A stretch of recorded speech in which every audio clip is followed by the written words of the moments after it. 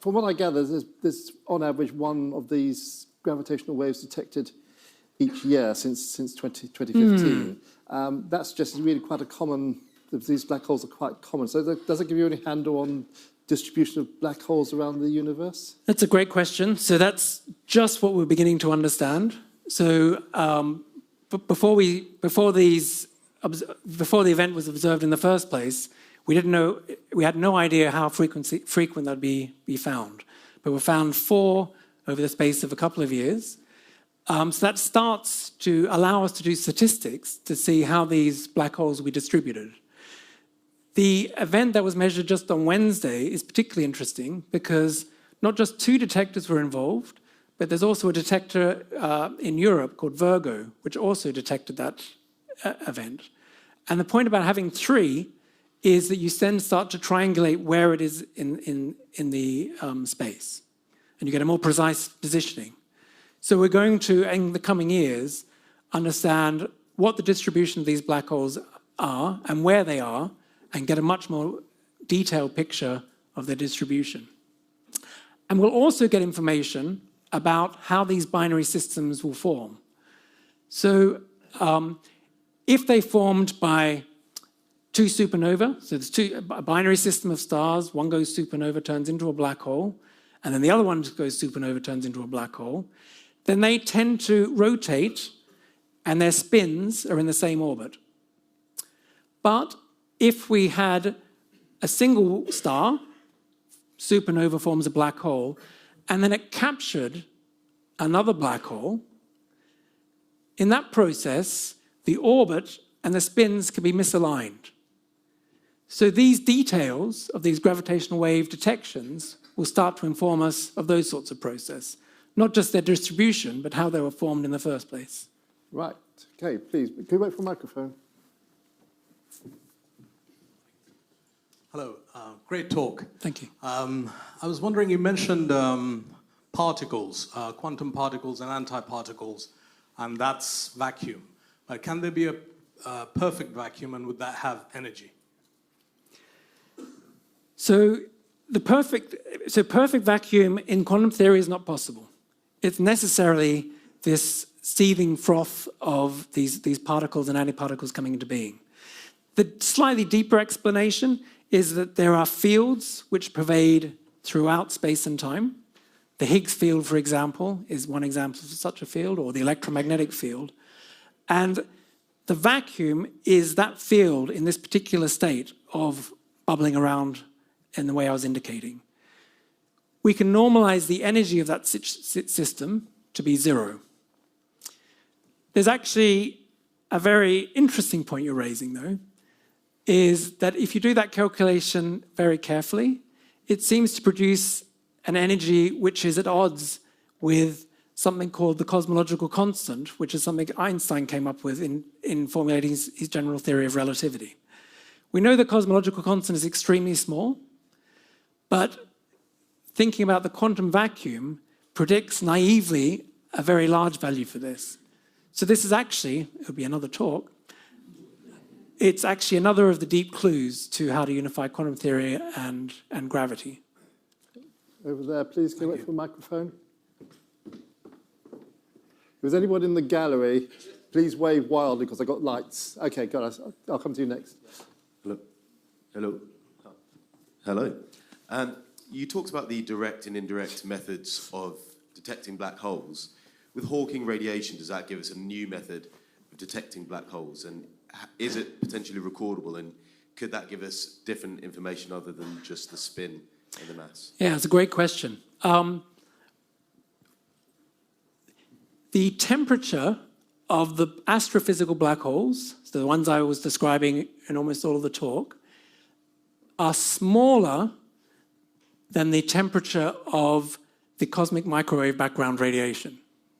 So if you have a cold object in a hot medium, the black hole will actually absorb that heat. So the astrophysical black holes that I've been talking about, the one at the center of our galaxy, its temperature is so small, we will never It's in fact the reverse. It'll absorb heat rather than emit heat.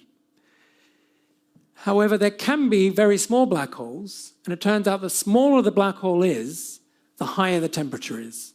So very big black holes are cold, very small black holes are hot.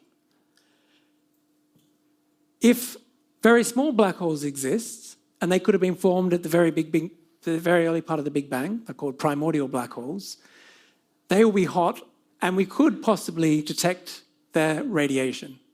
So that's one possible astrophysical signature. And if we did do that, that would be a spectacular discovery. Please. I was wondering that since you can create very tiny black holes, under a very if you could squash something to smaller than its Schwarzschild radius, but make a very controlled black hole, could you observe the process of Hawking radiation to give you clues on how string theory and quantum mechanics and general relativity would combine?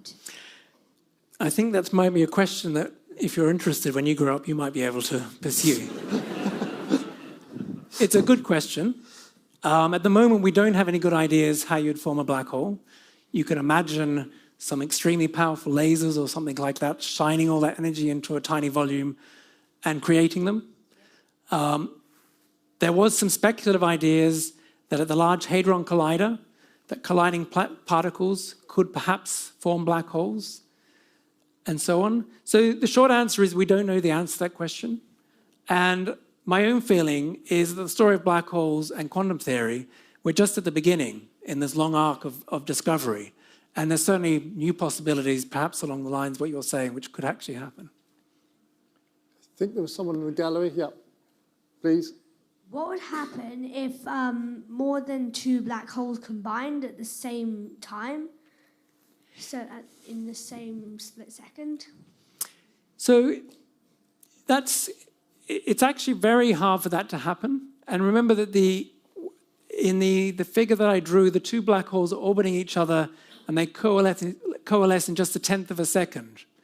So you could have a system of three black holes. That's not impossible to imagine. And that'll be all orbiting around each other. We don't know if they exist yet, but it's possible. What would probably almost certainly happen is that two would coalesce first, and then you'd have two left, and then later the third would coalesce. And roughly speaking, each of the two events would be like the gravitational wave signals that would be emitted would be roughly like what I described for just the two. So the third one probably wouldn't make too much of an effect. And there was somebody else in the gallery.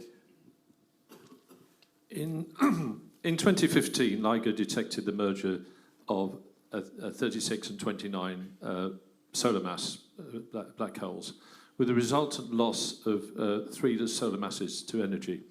What is the role of gravity in this? Is this actually the conduit, or does it contain the energy itself? In which case, what is gravity? Do we really know? So gravity is space and time itself, the curvature of space and time itself. So that energy, there is energy in those gravitational waves. So when those those structures in space and time, and all the detail inside the black holes, including the singularity, they're merging together. And when that merger happens, these ripples are formed in space and time, and those ripples have energy. And we know they have energy. For example, they did move our detector. They moved it by 1,000th of the size of the diameter of a proton. But that's a physical manifestation that it contains energy. Is the gravitational energy spherically distributed around the black hole, or is it a different sort of distribution? It's roughly spherical. So they go around, they coalesce, and in all directions, it'll be roughly the same, dissipating as you get further and further away. So one thing is when it gets to Earth, after 1.3 billion light years, it's very small. It would still be very small, much closer to the black hole. Be a lot bigger, but it'd still be very small. Right, one last question, please. After such an erudite talk, I fear this might be rather a noddy question. If electromagnetic radiation cannot escape from a black hole because the escape velocity is greater, how can gravitational waves escape? They cannot surely go faster than electromagnetic waves. So the gravitational waves are caused by the motion of, they're waves in space and time itself. So in fact, gravity waves indirectly were detected by a binary system of neutron stars. So in that context, there is no event horizon troubling the system along the lines of what you're describing. But just as they orbit each other, they emit gravitational waves. Just like the Earth, as I said before, as that orbits the sun, that's emitting gravitational waves. It's just that the black holes, they're emitting a huge amount of gravitational waves because they are encapsulating this very complex and simple structure of space-time. And I think that's a good point on which to Thank you. end. Just remains to thank Jerome for a super discourse. Thank you. Thank you for listening.